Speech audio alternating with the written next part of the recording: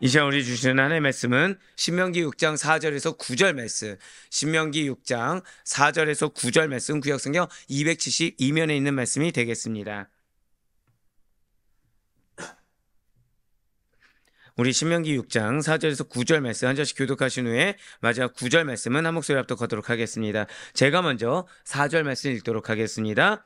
이스라엘아 들으라, 우리 하나님 여호와는 오직 유일한 여호와시니 너는 마음을 다하고 뜻을 다하고 힘을 다하여 내 하나님 여호와를 사랑하라. 오늘 내가 내게 명하는 이 말씀을 너는 마음에 새기고 내 자녀에게 부지런히 가르치며 집에 앉았을 때이든지 길을 갈 때이든지 누워 있을 때이든지 일어날 때이든지 이 말씀을 강론할 것이며 너는 또 그것을 내 손목에 매어 기호를 삼으며 내 미간에 묻혀 표로 삼고 또 내 집 문설주와 바깥문에 기록할지니라. 아멘. 할렐루야. 네, 오늘 베너씨 살아있는 주님의 말씀에는 사모함으로 말미암아 이렇게 우리가 하루의 시작을 말씀과 기록을 주께서 기쁘게 하시사. 자, 절단 더 고백하실게요. 나의 상태를 아시고 말씀을 주시며 생활이 되길 원하십니다. 자, 이제 설교 다 들으셨습니다. 어이구, 너무 좋아하셨네요. 예. 빨리 끝내달라는 얘기로 알지만 듣지 않는 저죠. 자, 오늘 말씀이 딱 그겁니다. 오늘 말씀이 딱 그거예요. 나의 상태, 우리의 상태를 아시고서 말씀을 주십니다. 그 말씀이 생활이 되길 원하시는 주님의 음성, 그 음성이 나와 함께 하신다는 말씀을 믿는 믿음으로 말미암아 이렇게 새벽기도와 함께 하시는 우리 모든 성도님들을 주님을 환영하고 축복합니다. 이 새벽 우리 계속해서 모세오경의 마지막 책인 신명기를 통해서 은혜 받는 귀한 시간을 가지고 있습니다. 특별히 지금 모세의 고별설교 가운데서도 지금 몇 부를 우리가 듣고 있습니까? 2부죠. 맞습니다. 신명기 4장 44절부터 신명기 26장까지가 속해 있는 이 고별설교 2부를 통해서 은혜 받는 시간을 갖고 있어요. 그리고 어제부터 시작되었죠. 이 신명기 6장부터 11장까지의 말씀은 율법에 대한 바른 근본 자세가 무엇인가, 그 근본 자세를 촉구하고 있는 내용이 바로 어제 말씀이었습니다. 혹시 어제 말씀 기억하십니까? 오늘 말씀 듣기 전에 어제 말씀 반드시 기억하고 계셔야 돼요. 어제 강조점이 무엇이었습니까? 많죠. 예. 제가 정확히 들었는데 이쪽 다르고 여기 다르고 여기 다르고 여기 달랐습니다. 아멘. 아이고. 네, 전화한 보람이 있네요. 아, 농담이고요. 예, 사실 그거죠. 그러니까 정확히 무엇을 시키는지 알고 시키는 대로 해야 된다는 겁니다. 그래서 제일 중요한 것이 무엇이죠? 말씀을 잘 들어야 된다. 잘 듣는 것이 중요하고 들은 대로 행하는 것이 중요하다가 바로 어제 이 율법을 순종하기 전에 시작하는 말씀이었다는 것입니다. 그 가운데 자, 시작하는 말씀, 그 다음의 말씀이 무엇일까요? 절대 고백하실게요. 말씀을 생활하라. 정말 딱 그겁니다. 그러니까 말씀을 듣고서 끝나면 안 돼요. 생활이 돼야 됩니다. 즉 여러분들, 우리가 예배를 위해서 우리가 항상 금요일마다 기도합니다. 근데 여러분들이 항상 드릴 말씀이 있죠. 예배를 통해 은혜 받으셔야 된다고 했어요. 근데 은혜 받는 것에 끝난 것이 아니라 변화되어야 된다고 말씀을 드렸습니다. 즉 우리가 예배 드리는 목적은 한 번 더 고백하실까요? 내가 변화되어야 합니다. 바로 그거예요. 내가 변화되어야 됩니다. 이전에 정말 좋은 모습이 있을 수 있어요. 그런데 여러분들, 과거가 낫습니까? 지금이 낫습니까? 맞아요. 항상 드리는 말씀 있죠. 과거보다 나은 오늘, 오늘보다 더 나은 내일이라는 거예요. 그러니까 내가 과거에 아무리 좋은 모습이 있어도 죄송하지만 오늘 모습이 더 좋아야 됩니다. 즉 과거에 좋았던 모습을 답습하는 거 한두 번은 될 수 있어요. 하지만 과거의 모습은 없어야 됩니다. 지금 전혀 새로운 모습으로 늘 항상 거듭나는 우리, 발전하는 우리가 돼야 된다는 것이죠. 그것이 무엇이라는 거예요? 한 번 더 고백하실게요. 말씀을 생활하라. 예, 바로 그것입니다. 오늘 본 말씀인 신명기 6장 4절부터 9절까지의 말씀은 여호와의 율법, 이 주신 말씀을 생활하라는 명령입니다. 자, 무엇이라고요? 명령입니다. 즉 예배 가운데 은혜 받고 변화되어서 생활화되는 것은 명령이라는 거예요. 즉 내가 생활화되지 않는다, 변화되지 않는다, 나는 이 명령을 거절하는 것이 됩니다. 미리 말씀드리지만 오늘 아마 원뜻을 아시는 몇몇 것들이 있을 거예요. 그냥 관념적으로 알던 것들이 좀 깨닫는 것들이 있을 것입니다. 예, 몇몇 분처럼 지금 쓸 준비를 하셔야 된다는 얘기겠죠. 자, 준비하시면서 먼저 오늘 신명기 6장 4절 말씀 먼저 보도록 하시겠습니다. 이스라엘아 들으라, 우리 하나님 여호와는 오직 유일한 여호와이시니. 아멘. 자, 신명기 6장 4절 말씀이 한마디로 쉐마입니다. 쉐마. 여러분들 잘 아시다시피 쉐마는 들으라라는 뜻을 갖고 있어요. 자, 앞에 뭐 하나가 붙으면은 순종하라가 된다고요? 그렇죠. 저는 이럴 때 뿌듯함을 느낍니다. 이럴 때 뿌듯함을 느껴요. 자, 엘이란 전치사 하나가 행동이 된다는 거죠. 엘. 즉, 지금 쉐마는 들으라는 것입니다. 이러한 쉐마는 이스라엘 백성들에게 있어서 한번 고백하실게요. 율법의 본질. 네, 율법의 본질이자 율법에 대한 기본 자세의 그 대강령이 된다는 것이죠. 쉐마는, 자, 이제 좀 새로운 걸 좀 말씀드릴게요. 원래 6단어로 구성된 6장 4절 말씀만 가리키다가 엄밀히 따지면 6장 4절에서도 좀 확장된 것이 있어요. 나중에 5절이 포함되었고 더 나아가 이제 오늘 본문 말씀 6장 4절부터 9절까지를 일컫게 되었다는 것입니다. 원래 쉐마가 몇 절 말씀이었다고요? 6장 4절 말씀만 하다가 나중에 5절이 포함되었고 더 나아가서 오늘 본문이 이제 쉐마 그 자체가 되었다는 거죠. 예, 맞습니다. 사실은 오늘 본문 전체가 쉐마 그 자체가 된다는 거예요. 자, 뿐만 아니라 쉐마는 총 3가지 부분이 있습니다. 자, 제 1부분. 1부분이 어디죠? 오늘 본문이에요. 1부분이 오늘 본문입니다. 신명기 11장 13절부터 21절까지가 이 부분입니다. 신명기 11장 13절부터 21절까지가 이 부분이고, 자, 3부분은 신명기가 아니에요. 세 번째 부분은 민수기 15장 37절부터 41절까지, 이것을 제 3번째 부분이라고 해서 여기까지가 다 쉐마에 포함되는 것입니다. 자, 제 1부분이 어디부터 어디까지고요? 6장 4절부터 9절까지. 이 부분이 어디라고요? 11장 13절부터 21절까지. 3부분이, 세 부분이 어디라고요? 민수기 15장 37절부터 41절까지입니다. 뭐 당연히 1부분이 1쉐마가 무엇이냐, 2쉐마가 무엇이냐 말씀을 드리겠죠. 자, 이러한 1부분, 즉 1쉐마에 해당하는 오늘 본 말씀인 신명기 6장 4절부터 9절까지는 유일신 여호와에 대한 신앙 고백부터 시작을 합니다. 자, 무엇부터 시작한다고요? 신앙 고백입니다. 신앙 고백. 즉, 들으려면 내 신앙 고백부터 해야 된다는 거죠. 신앙 고백부터 시작해서 항상 계명을 상기하고 명심함으로써 여호와의 사랑을 고백하셔야 했습니다. 내가 하나님 사랑을 나타내어야 합니다. 그 명령과 한 번 더 고백하실까요? 자녀에게 가르쳐야 합니다. 그 명령으로 되어 있어요. 자, 1쉐마가 2가지입니다. 하나는 항상 여호와의 사랑을 나타내어야 한다.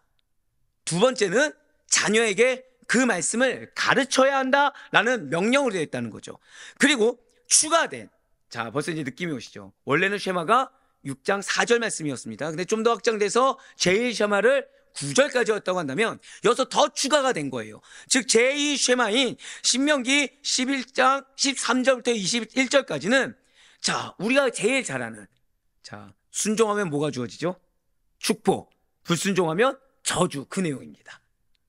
이 명령에 순종하였을 때 주어지는 축복과 불순종하였을 때 주어지는 저주가 무엇인지를 말씀해 주고 있다는 거예요. 다 명령입니다. 미리 말씀드리지만. 자, 마지막으로 제3쉐마라고 하죠. 세 번째 부부인 민수기 15장 37절부터 41절까지는 그러한 여호와의 명령을 기억하기 위해서 우리가 잘 아는 옷단귀에 술을 만들어 달도록 하는 규정이 기록되어 있습니다. 기억하기 위한 규정이 기록되어 있다는 거예요. 네, 기억하기 위한 규정. 그래서 유대 랍비들은 이 쉐마 본문을, 그러니까 여러분들 왜 한번 저한테 양육 받으신 분은 아시겠지만 유대 랍비들이 왜 여기에 오늘 말씀드릴 거예요. 여기에 조그만 상자를 달고 있고 여기에 상자를 달고 있다고 말씀드렸을 때 아직도 기억합니다. 그 이제 교사분 중에 한 분이, 근데 거기에 되게 조그맣게 써 있는데 이 쉐마가 우리가 본 쉐마는 짧잖아요. 어떻게 이게 다 기록되어 있습니까? 어떻게 무슨 내용들이 기록되어 있습니까? 라고 했을 때 제가 말씀드린 게 이거였습니다. 이거였습니다. 이제 좀 이해가 되시죠? 샴쉐마까지면 내용이 좀 길어지겠죠. 네. 자, 유대 랍비들은 이 쉐마 본문을 아침 저녁으로 암송하는 의식을 제정했으며 이 쉐마 규정의 준수협을 통해서 진실된 유대인이냐 아니냐라는 것을 확인하는 기준을 삼았다는 거예요. 그렇습니다. 어제 설교에서 강조했던 것이 무엇이라고요? 여기서 또 시키면 시키는 대로가 아니고 말씀을 잘 듣고 준행하라. 즉 이스라엘 백성들은 그래서 반드시 제일 먼저 선행되는 것이 하나님의 말씀을 잘 들어야 됩니다. 있는 그대로 들어야 돼요. 내가 중간에 필터링을 하거나 내 어떤 것들이 들어가면 안 됩니다. 왜곡돼서도 안 됩니다. 내 이미지로 생각한 대로 행동해서도 안 된다는 거예요. 잘 듣고 거기에서 바르게 순종하는 데까지 나아갔어야 된다는 거죠. 그 가운데 4절에 붉은색으로 표현된 문 한번 보시길 바래요. 지금 여호와는 오직 유일한 여호와라고 나와 있습니다. 지금 이 구절은 고백하실게요. 하나님의 유일성. 자, 지금 들어야 되는데 신앙 고백이죠. 하나님은 유일하신 분이다. 이 신앙 고백이 필요한 거예요. 그래야 나를 주장하지 않을 수 있습니다. 그래야 다른 우상과 겸하여 섬기지가 않을 수가 있다는 거예요. 자, 진실로 우리가 믿는 하나님은 오직 한 분이시다는 사실을 성경은 분명히 강조하고 있습니다. 성경은 여러 신을 믿는 다신주의나 다양한 신앙을 섞어서 믿는 혼합주의를 모두 다 배제합니다. 그리고 자연의 신이 있다고 여기는 자연신론 역시 인정하지 않아요. 뿐만 아니라 자, 철학은 누구를 중요하게 여기죠? 인간을 중요하게 여깁니다. 철학에서 말하는 추상적인 신, 예를 들어서 절대 존재나 절대 이데아와 같은 개념이나 인간이 중요하다. 그래서 어제 우리가 타이밍 너무 좋았죠. 어제 우리 도르스 신조 강의 들었을 때 무엇에 대한 대적이라고 말씀드렸죠? 인간 자유의지. 네, 예, 맞아라는 건 기대한 반응입니다. 얘기했으면 저는 여기서 뭐 들은 것 같은데 여기까지 기대했지만 갑자기 저 얼굴 보실 때 어제 우리가 무엇을 들었더라? 인간의 자유의지를 너무 중요하게 여겼죠. 그렇죠? 인간의 의지가 얼마나 중요한지. 물론 자유의지가 있어야 되겠죠. 근데 인간의 의지가, 인간의 자유, 그것이 얼마나 큰 건지, 그거를 지금 철학에서는 너무 중요하게 여깁니다. 그래서 여러분들 그 헬레니즘 아시지 않습니까? 혼합주의적인 거. 근데 성경은 그런 것들을 인정하지 않는다는 거예요. 성경은 고백하실게요. 오직 신본주의입니다. 유일신 하나님입니다. 성경이 말하는 하나님, 그 여호와 하나님은 온 세상의 구원을 위해 이스라엘 가운데서 자신의 능력을 드러내시고 살아계신 하나님으로 계시되신 분이십니다. 그렇기 때문에 우리가 믿는 하나님은 오직 한 분이시고 그분만이 절대적이고 살아계신 하나님이시라는 거예요. 지금 4절이 잘 들어야 된다. 그러면서 무엇부터 알려준 거예요? 한 번 더 고백하실게요. 하나님의 유일성을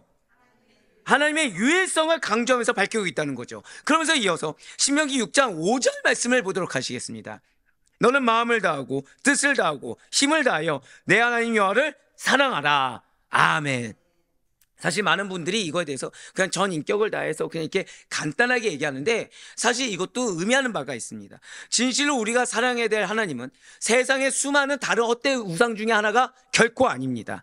오직 단 한 분이신 유일하신 여호와 하나님이시라는 것이죠. 이러한 하나님과 인간 사이의 관계라는 것은 단지 종교적 관계에서만 머무는 것이 결코 아니라는 것입니다. 일상생활을 통해서도, 일상생활하면서도 친밀한 사랑으로 나타내야 된다는 거예요. 좀 더 쉽게 말씀드릴까요? 여러분들이 가정에 있든 직장에 있든 내가 하나님을 사랑하는 걸 증명해 보여야 됩니다.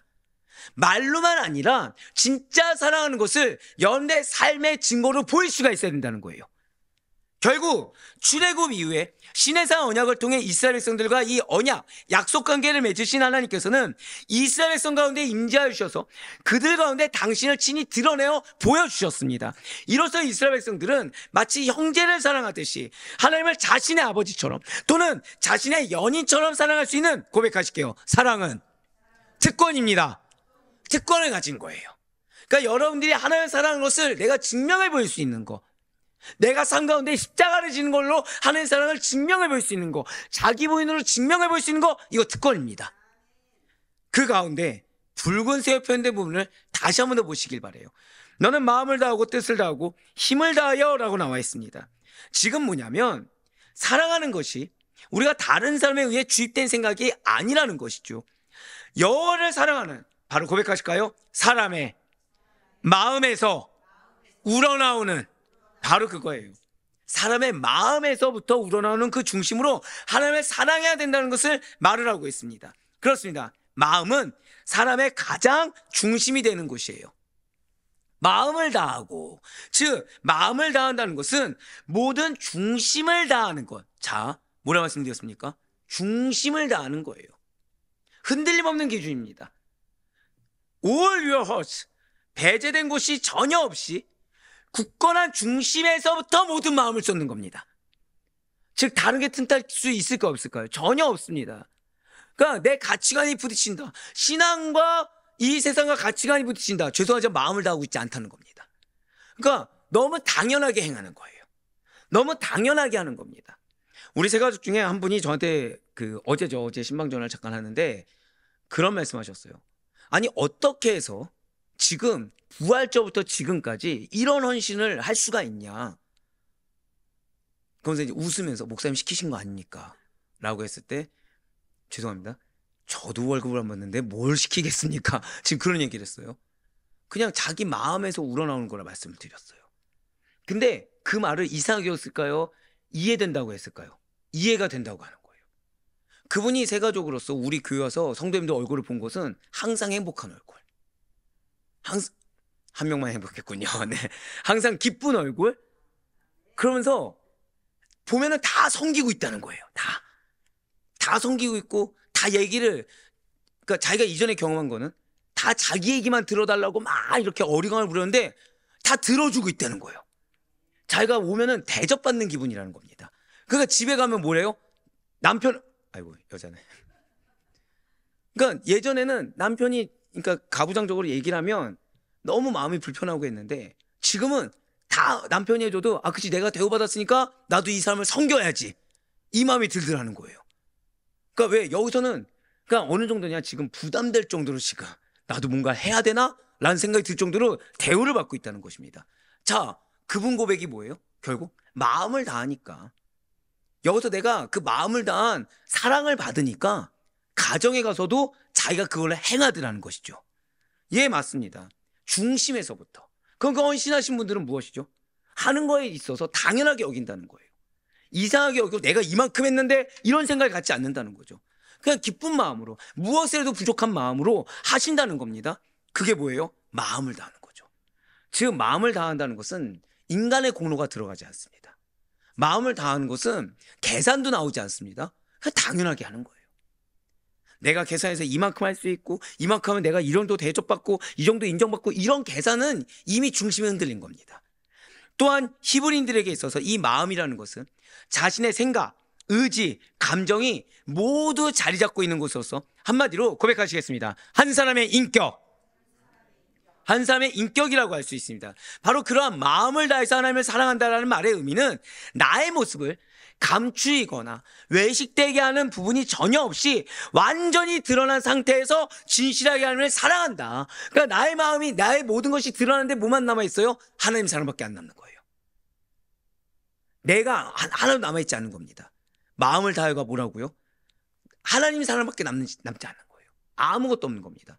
중심에서부터 흔들림 없이. 또한 성품은 일반적으로 고백하실게요. 영혼을 나타내는 겁니다. 히브리인들에 있어 성품은 일반적으로 영혼을 나타내는데 사용되는 단어라는 거죠. 이 성품의 국어사전적인 뜻은 타고난 성질입니다. 자, 국어사전적이면 좀 다르죠. 타고난 성질입니다. 사실 인간의 타고난 성질이라는 것은 실제로 죄성을 지니고 있습니다. 그러므로 하나님의 말씀에 의해서 변화받지 않은 죄악에 오염된 성품이라는 것은 자기 자신을 다스리기에도 부족함이 있는 것이 맞아요. 따라서 성품을 다하여 라는 말씀은 너의 온 영혼을 다해 라고 번역하는 것이 좀 더 자연스럽습니다. 진실로 하나님을 사랑하는 것이야말로 하나님께 예배드리는 자가 지녀야 될 가장 귀한 모습입니다. 그렇기 때문에 만약에 우리가 하나님께 예배드리러 나온다고 하면서 나의 영혼을 다해서 나의 혼을 다해서 하나님께 나오지 않는다고 한다면 우리는 진정을 하는 사랑한다고 감히 말할 수가 없다는 거죠. 지금 우리가 예배드리러 나와요. 누구께 나오는 거죠? 하나님께 나오는 거죠. 그런데 나오는데 진짜 중간에 차 사고가 딱 났습니다. 그럼 기분이 어떠십니까? 기분이 어떠십니까? 안 좋으시죠? 그럴 틈도 없다는 거예요. 그럴 틈도 없다는 겁니다. 누군가를 사랑하면 거리가 중요해집니까? 안 중요해집니까? 안 중요해집니다. 무조건 가서 만나는 게 중요하죠. 만나는 길 가운데 사고가 나는 게 중요합니까? 빨리 수습하고 가는 게 중요합니까? 바로 그거예요. 지금 성품은 지금 마음을 다해. 지금 성품, 뜻을 다하고 그 성품이라는 것은 우리가 나의 영혼을 다해. 나의 영혼을 다해입니다. 영혼을 다해. 그것이 우리가 진짜 하나님을 사랑하는 모습으로 증명해 볼 수 있는 비결이라는 거예요. 자, 마지막으로 힘을 다해. 자, 여기서의 힘은 그 사람이 내놓을 수 있는 최대한의 것입니다. 또는 넘치는 활동력이라는 뜻으로 이해되는 것이 좋아요. 자, 방금 뭐라 말씀드렸죠? 넘치는 활동력입니다. 자, 마음을 다해 내 중심입니다. 뜻을 다해. 이거는 원어로 무엇이라고요? 성품입니다. 성품. 성품인데 사실은 원래대로 하면 무엇이라고요? 영혼을 다해입니다. 자, 마지막 힘이 무엇이라고요? 넘치는 활동력. 그 사람이 내놓을 수 있는 최대한의 것. 그러니까 예를 들면 내가 나 요만큼만 이 사람을 사랑해야지, 이게 가능하니까 불가능합니까? 불가능하다는 거예요. 진짜 하나님을 사랑하고 교회를 사랑하고 영혼을 사랑하는 것은 선을 긋는 것 없이 그냥 다 쏟아붓는 겁니다. 마지못해서요? 아니요. 한마디로 우리 요즘 말로 하면 텐션이 이렇게 업돼 있는 거죠. 힘이 넘치는 겁니다. 힘이 넘치는 거예요. 하나님을 사랑한다는 말의 의미는 관념적인 부분에만 국한한 것이 결코 아니에요. 즉 우리가 하나님을 사랑한다는 것은 여러분들의 삶 가운데 증명이 돼야 됩니다. 근데 삶 가운데 나 힘들다, 나 정말 죽겠다, 이게 아닌 거예요. 이미 그거는 내가 하나님을 사랑하고 있지 않다는 증거입니다. 지금 마음을 다해, 뜻을 다해, 힘을 다해. 지금 마음의 중심을 포함한 내 전부를 다해, 내 영혼을 다해, 그리고 더불어서 무엇보다 내가 내놓을 수 있는 최대한의 것, 넘치는 활동력으로 증명해 보이는 그 사랑이라는 것은 관념적인 부분에서 국한된 것이 아니라, 한번 고백하실게요. 실제적인 삶의 현장. 실제적인 삶의 현장에서 나의 어떠한 모습과 행동을 통해 보다 구체적으로 표현될 수 있는 것이라는 거죠. 하나님께서 내 삶 속에서 넘치도록 풍성하게 채워주신 그 모든 것을 가지고 하나님을 보다 구체적으로 사랑을 표현하라는 것입니다. 이처럼 너는 마음을 다하고 뜻을 다하고 힘을 다하여 라는 이 구절은 최상급의 의미를 지니고 있는 이 세 가지 표현을 중보시켜서 인간이 하나님을 사랑하는 태도와 그 정도가 어떠해야 되는지 기준을 정해주고 방향을 정해줘서 아주 강렬하게 지금 전달하고 있다는 거예요. 결국 이스라엘 백성들이 하나님을 사랑해야 됩니다. 근데 여지가 있어요, 없어요? 다른 여지가 없어요. 다른 여지가 없습니다. 진실로 하나님의 백성은 자신이 지니고 있는 것들 중에서 결코 나의 것이라고 하나님 앞에 주장할 수 있는 것이 단 하나도 없습니다. 그렇기 때문에 하나님을 진정으로 사랑하는 자는 나의 모든 것을 하나님 하나도 남겨없이 하나님께 다 드릴 수 있어야 돼요. 자, 지금 이 말씀 가운데 지금 보세요. 마음을 다하여. 여기에 어떤 세상적이고 물질적인 게 있습니까? 없습니까? 없습니다. 뜻을 다하여. 이건 성품이라고 말씀드렸죠. 성품을 물질이라 말씀할 수 있는 분은 없겠죠. 왜요? 그건 영혼을 다해라고 표현했으니까. 마지막 힘을 다해. 이것도 뭐였죠? 어떤 세상적인 관념이 아니죠. 예, 맞습니다. 결국 내 성격까지도 내 상태까지도 다 부인하고 하나님께 세상 말로 올인할 수 있어야 된다는 거예요. 그래야 우리는 이 말을 사실은 어떻게 표현하느냐, 하나님을 사랑하되 고백하실게요. 전심, 전영, 전력. 예, 바로 그렇습니다. 전심, 전영, 전력을 다해 사랑해야 된다는 거예요. 이것이 부름받은 성도의 마땅한 자세라는 것입니다. 그러나 하나님께서는 사람들에게 일방적으로 사랑을 요구하시는 분만은 아니십니다. 예수님을 통해 보여주신 것처럼 사실 우리를 먼저 하나님께서 사랑해 주셨다는 거죠. 인간이 먼저 하나님을 사랑한 것이 결코 아닙니다. 사도 요한이 이에 대해서 이렇게 고백했죠. 요한일서 4장 19절의 말씀입니다. 우리가 사랑하면 그가 먼저 우리를 사랑하셨습니다. 아멘. 진실로 인간에게 요구되어지는 하나님에 대한 사랑이라는 것은 하나님을 바로 인식하지 못하고서는 결코 행할 수가 없는 사랑입니다. 그렇기 때문에 신명기 6장 5절의 말씀은 하나님을 알아가기 위해서, 자, 방금 뭐라 말씀드렸죠? 하나님을 알아가기 위해서 그의 말씀을 들으라, 쉐마라는 정언 명령. 한번 고백하실게요. 정언 명령. 그게 뭐냐면 행위의 형식이나 목적, 결과에 다 관계없이 그 명령 자체가 선이기 때문에 무조건 지켜야 될 도덕적 명령이라는 거예요. 그 명령에 수반되는 부수명령이라고 할 수가 있다는 것입니다. 계속해서 신명기 6장 6절과 7절 말씀 보도록 하실게요. 오늘 내가 내게 명하는 이 말씀을 너는 마음에 새기고 내 자녀에게 부지런히 가르치며 집에 앉았을 때이든지 길을 갈 때이든지 누워있을 때이든지 일어날 때이든지 이 말씀을 강론할 것이며 아멘. 지금 모세는 6절의 붉은색 표현된 물을 보시기 바래요. 말씀을 마음에 새기라 라고 했습니다. 자, 여기서 마음에 새기다는 것은 어떠한 돌이나 도장에 글과 이름을 새기듯이 하나님의 말씀을 내 마음 위에 있게 하라는 거예요. 자, 마음 위에 있는 겁니다. 무엇보다 우선되는 거죠? 감정, 내 생각, 내 어떠한 성품, 그 위에 있는 겁니다. 항상 우선순위가 뭐예요? 말씀이라는 거예요. 항상 절대성을 가진 것이 무엇이에요? 말씀이라는 것입니다. 예수님이 우리한테 십자가에 못 박아야 된다, 자기 부인해야 된다는 것은 바로 이겁니다. 말씀을 우리가 마음에 새겨야 되기 때문에. 하나님의 말씀이 우리 각 사람의 고백하시겠습니다. 먼저 마음을 다스리게 해야 합니다. 바로 그거예요. 바로 그거예요. 마음을 다스리게 해야 됩니다. 이게 신방을 많이 하다 보면 어떠한 말씀 앞에 궁금증을 표현하는데 딱 두 반응이 있습니다. 그 궁금증엔 두 가지 반응이 있어요. 하나는 진짜 그 내용이 뭔지 몰라서 묻는 경우가 있고요. 두 번째는 아는데 그게 아니길 바라는 거예요. 그 되묻는 거 있잖아요. 되묻는 거. 중요하지 않습니다.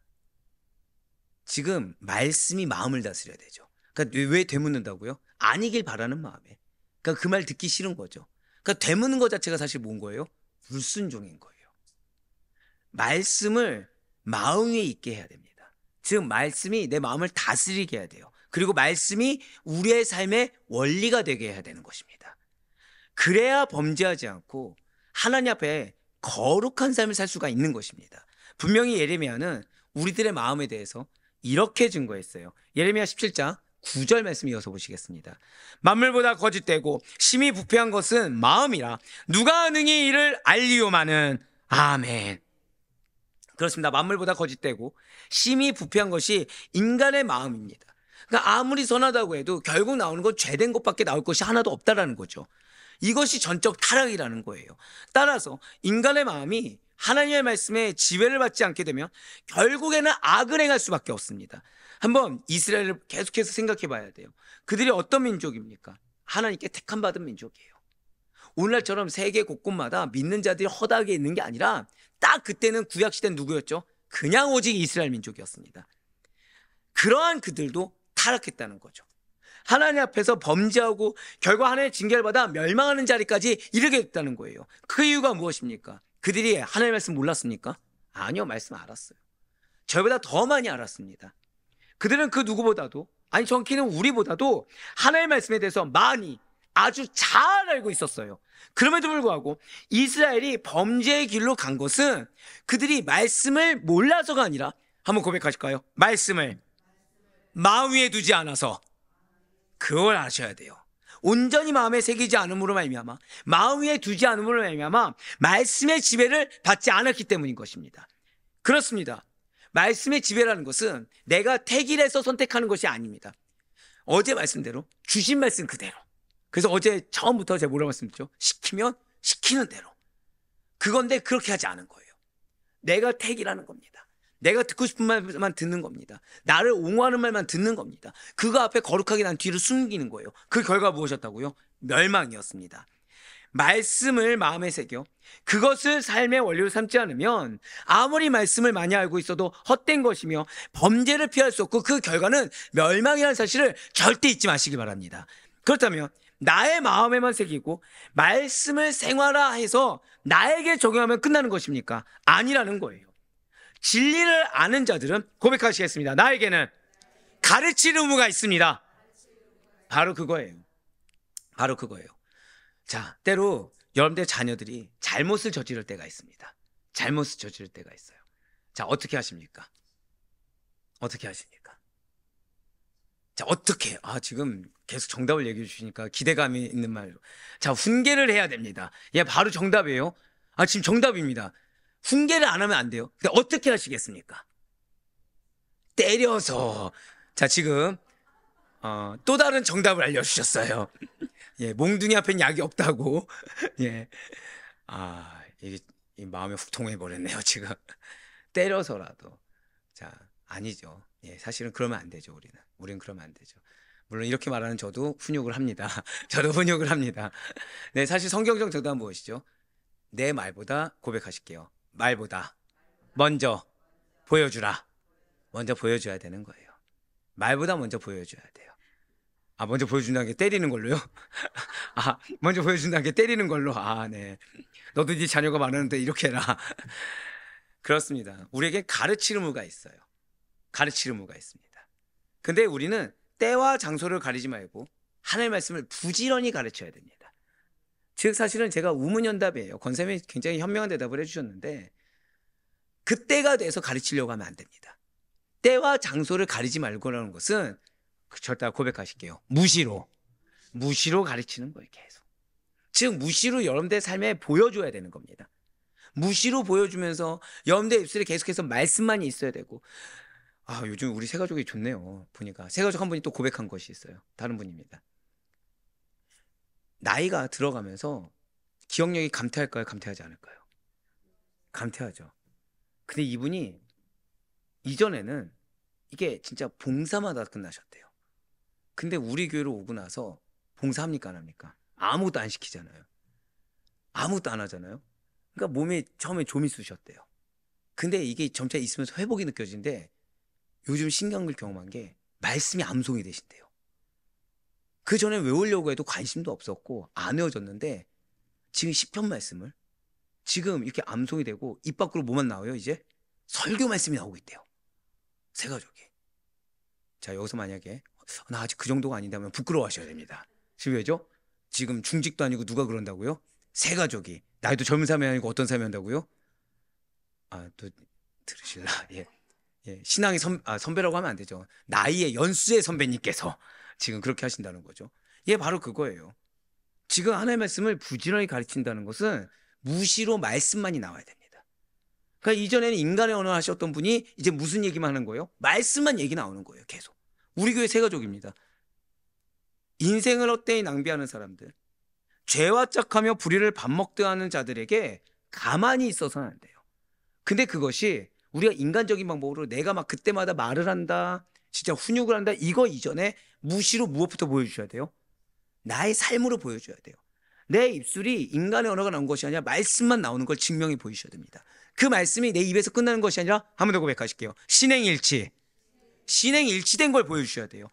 그러면서 그들이 지금 너희가 지금 어떤 상태에 있으며 그 결말이 어떤 것인지를 알려주는 것이 그리하여 바른 길이 무엇인지에 대한 한 번 더 고백하실까요? 내가 본이 되어야 합니다.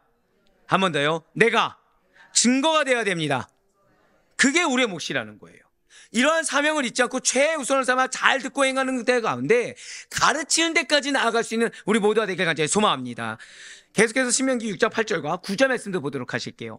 너는 또 그것을 내 손목에 매어 기호로 삼으며 내 미간에 붙여 표로 삼고 또 내 집 문설주와 바깥문에 기록할지니라. 아멘. 지금 이거는 은유적 표현입니다. 지금 말씀을 손목에 매고 미간에 붙인다는 것은 그만큼 하나님의 말씀을 고백하실게요. 나의 생각과 나의 삶 속에 긴밀하게 정착시키라. 그 뜻입니다. 그 뜻이에요. 그러니까 나의 생각과 나의 삶 속에 항상 말씀, 생각에서도 항상 뭐가 있어야 된다는 거예요? 말씀. 그래서 아까 저희 새가족 얘기를 한 겁니다. 그분은 계속 지금 생각 가운데 뭐가 있습니까? 말씀 암송. 그래서 그분의 입에서 계속 뭐만 나와요? 말씀과 설교 내용. 우리의 삶 속에 긴밀하게 정착시켜야 된다는 거예요. 특히 당시에 미간에 붙이는 표는 자신의 신분을 나타내는 역할을 했습니다. 자, 미간에 붙인 표가 무엇이라고요? 나의 신분입니다. 예를 들어서 고대 노예들은 미간에 상전의 인을 맞습니다. 자, 내 주인. 그러니까 요셉으로 따지면 보디발의 인을 맞는 거죠. 굳이 따지면. 그러니까 자신이 누구에게 속해 있는지를 나타내게 했다는 거예요. 그래서 여러분들 요한계시록 보면 짐승이 사람들에게 오른손이나 이마에 표를 받게 할 것이다 라는 예언이 기록되고 있지 않습니까? 그게 뭐예요? 너희는 짐승에게 속해 있다. 사탄에게 속해 있다는 것을 증명해 보이기 위한 표인 것입니다. 따라서 미간에 붙여 표로 삼으라. 이것은 하나님의 자녀로서의 신분을 잊지 말고 이에 합당한 생활을 하라라는 뜻입니다. 이거는. 그런데 후대 유대인들이 이 본절 말씀을 문자적인 명령으로만 받아들였다는 거예요. 그래서 유월절 규례와 장자성별 규례, 신앙교육, 명령 및 율법에 대한 복종 규례 등 4종류의 성구를 적은 양피지를 네모난 성구함에 넣어서 그것을 머리에 붙이거나 손에 메고 다닌다는 거죠. 자, 여기에 뭐가 포함되어 있는 거예요? 아까 말씀드렸던 삼쉐마까지 포함되어 있는 거예요. 물론 하나님의 말씀을 그만큼 중요하게 여겨서 문자 그대로 순종하는 자세를 잘못되었다, 그릇되었다고 감히 말할 수는 없습니다. 하지만 이것은 문제는 마음이 없는 형식이었다는 거예요. 지극히 형식적인 의식이었고 후대로 갈수록 그 뜻과 의미는 사라진 채 더욱더 형식화만 되어갔습니다. 이게 뭐예요? 입 밖으로는 얘기합니다. 근데 삶은 변화됐습니까? 안 됐습니까? 삶은 변화되지 않았어요. 삶에서 증거가 되지 않았습니다. 그래서 예수님께서도 오늘 본문의 이 본래 의미를 잃어버린 채 본문을 형식화시키고 인간의 행위로만 전락시켜버린 유대인들의 이러한 경문 제도를 비판하신 것이 아니겠습니까? 바로 마태복음 23장 5절의 말씀이에요. 그들의 모든 행위를 사람에게 보이고자 하나니 곧 그 경문띠를 넓게 하며 옷수를 길게 하고. 아멘. 내용을 잃어버린 형식이에요. 자, 원래는 경문띠가 넓은 게 아니라 아까 뭐였죠? 미간에 붙이고 여기 표에, 아마 이거는 좀 사진 찾아보시면 많이 나오는데 굉장히 작게 되어 있습니다. 근데 그들은 어떻게 했어요? 사람이 보이자 크게 넓게 한 거예요. 옷수도 길게 해서 내가 이렇게 말씀을 항상 내 몸에 붙이고 산다라는 걸 증명해 보이는 거죠. 내용을 잃어버린 형식이란 지극히 무의미합니다.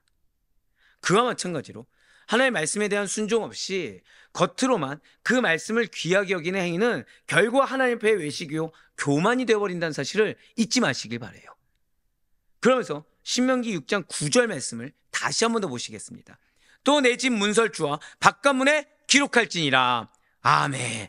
즉 이것은 경문을 미간의 표나 손목의 기호로 삼으라 라는 명령과 흡사한 말인 것입니다. 유대인들은 이 명령조차도 지금 문자적으로 받아 실천했다는 거예요. 자, 이 문설주가 2가지 의미가 있어요.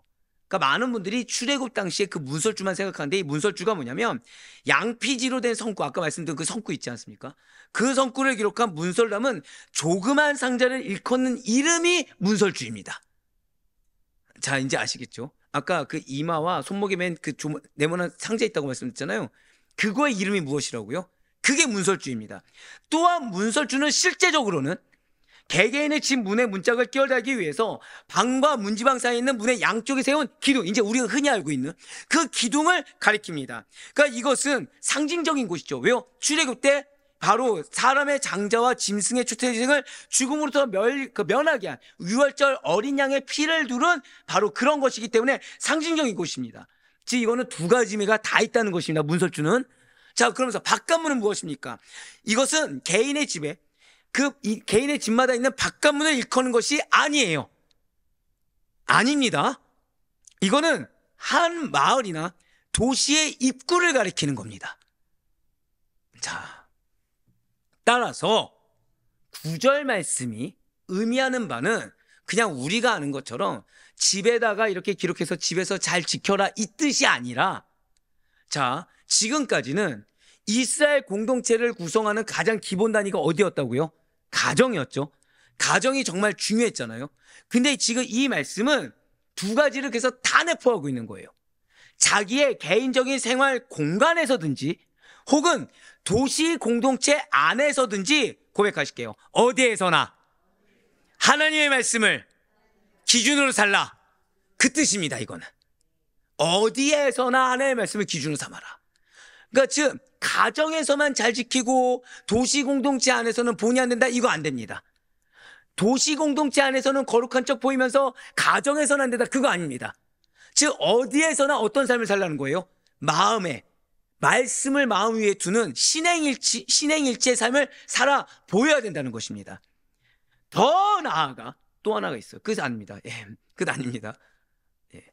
이 정도 끝나면 오늘 적으라고 얘기 안 했겠죠. 더 나아가 집을 출입하거나 또는 멀리 다른 지역이나 타국으로 떠나거나 돌아올 때라도 하나님의 백성은 자신이 어디에 있든지 자신이 살고 있는 삶의 현장에서 언제나 하나님의 말씀을 다스림을 받아야 된다는 사실을 가르쳐주고 있다는 거예요.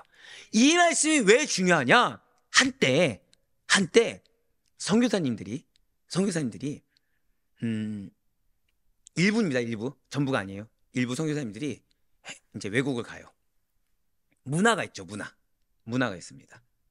그 문화에서 이 문화 안으로 들어가야 전도가 된다라고 해서 그 문화를 즐겨버리신 분들이 있었습니다. 자, 그 문화 안에 들어가서 전도가 우선이 될까요? 말씀을 지키는 게 우선이 될까요? 여기 진짜 의견이 분분했어요. 근데 답을 내린 구절이 있습니다. 이거예요. 어디에 있든지 간에 무엇의 지배를 받으라? 한 번 더 고백하실게요. 말씀의 지배를 받으라. 그래서 우리가 예를 들면 왜 그런 얘기하죠. 우리 직장에서는 이 말씀을 실천하기 힘들어. 진짜 하지 말아야 될 말입니다. 왜? 우리는 부름받은 순간부터 그곳이 어디든지 말씀의 다스림을 받아야 되는 자들, 말씀의 지배를 받아야 되는 자들입니다. 그래서 사실상 6장 4절 말씀도 중요하지만 6장 9절 말씀은 꼭 반드시 원어로 보고 그 원뜻을 알아야 명확하게 이해할 수 있는 말씀이에요. 그러니까 된다면 별표를 좀 쳐두세요. 사랑 우리 아랫부의 성도님들, 오늘 본문 말씀은 한마디로 쉐마입니다. 반드시 세의경청해서 반드시 듣고 행해야 되는 말씀이라는 거죠. 원래는 본문 중에 말씀드렸던 것처럼 4절과 5절만이 쉐마였어요. 그런데 후대에 이르러서 4절부터 몇 절까지요? 9절까지 전체를 포함하게 되었습니다. 이러한 쉐마는 율법의 대강령인 거 다 알고 있어요. 하지만 한번 고백하시겠습니다. 말씀에 철저한 생활화. 예, 맞습니다. 말씀의 철저한 생활을 위한 명령이 쉐마입니다. 또한 이러한 쉐마는 즉 율법의 대강령은 오직 한 분 여호와 하나님만을 내 마음과 성품과 힘을 다하여 사랑해야 된다. 마음과 뜻과 힘을 다해 사랑해야 된다. 그래서 왜 우리가 마태복음 그 사복음서를 보면 예수님께서 너희 하나님 여호와를 사랑하라는데 마음과 목숨과 뜻을 다해, 또 어디는 마음과 목숨과 힘을 다해 이렇게 얘기 나오잖아요. 다 똑같은 얘기입니다. 즉 이 뜻을 성품으로 해석하느냐 안 하느냐, 뜻을 영혼으로 하느냐 안 하느냐, 이 차이인 것이 사실 같은 말입니다. 자, 그래서 오늘 본 말씀이 좀 중요해요. 이거 왜 다르게 기록돼? 아니요, 원어로 보면 다 똑같은 얘기입니다. 이것은 비단 구약 이스라엘 백성들 뿐만 아니라 오늘날 젊은 세대와 후대 세대가 반드시 지켜야 될 마땅한 도리라는 거예요. 특히 9절 말씀을 반드시 기억하셔야 되겠죠. 가정에서든 공동체 안에서든 말씀의 지배를 받는 거, 그러니까 나를 철저히 어디서든 부인하고 말씀대로 행하는 거, 이것이 너무나도 중요하다는 거예요. 우리의 신앙의 성숙 정도는 성경에 관한 지식의 분량이나 내가 믿어온 세월, 헌금 액수, 봉사 연수에 따라 결정되는 것이 결코 아닙니다. 고백하실게요. 바로 지금 나의 생활이 어떠한가? 이게 가장 중요한 관건이 돼요. 지금 나의 생활의 모습이 어떠한가? 지금 나의 삶 속에서의 모습이 어떠한가? 이게 중요한 관건이 됩니다. 말씀 중심의 생활과 이 세상에 대한 나의 사명에 따른 책임의식을 가지고 행하는 것, 이런 것들이 우리가 성도임을 증거하는 진실된 신앙 고백입니다. 즉 죄송한 말씀이지만 나의 삶을 어디에서 어떤 말과 어떤 모습을 보더라도 나를 통해 누굴 봐야 돼요? 예수를 봐야 돼요. 나를 통해 실족의 대상이 있어서는 안 됩니다. 정확히 말하면 우리의 복음 증거하는 삶으로 인해서 부담감을 가질 수는 있죠. 하지만 이런 것이 아니라 왜 그런 거 있잖아요. 아니 왜 저 사람은 말이 앞뒤가 달라? 왜 저 사람은 저렇게 살아? 이런 얘기를 들으면 안 된다는 거예요. 그것이 가정이든 직장이든. 우린 이미 성경 말씀을 통해서 양육을 통해서 지금 이 세상이 누구를 필요로 하는지 너무나도 잘 들어서 알고 있어요. 아마 다른 교회분들도 알 수 있겠지만 우리 교회 성도님들 같은 경우에는 특별히 이 양육이기 때문에 더 잘 알 수밖에 없겠죠. 지금 이 시대가 필요한 게 소수의 신학자라고겠습니까? 아닙니다. 소수의 능력 있어 보이는 자도 아니라고 했습니다. 한번 고백하실게요. 다수의 경건한 성도, 다수의 경건한 성도를 필요로 하고 있어요.